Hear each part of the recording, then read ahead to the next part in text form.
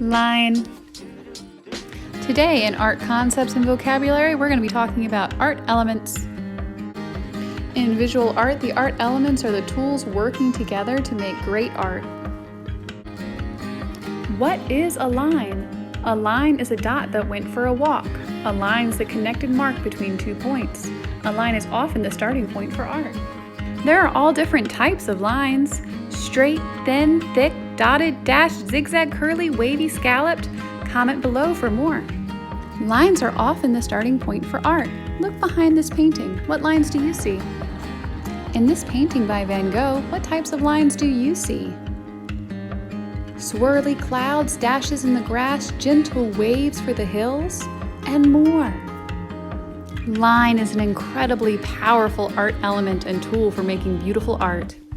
Want to learn more about the art elements? Line, shape, form, color, texture, value, and space. For more content, join me on Bold Soul Whimsy.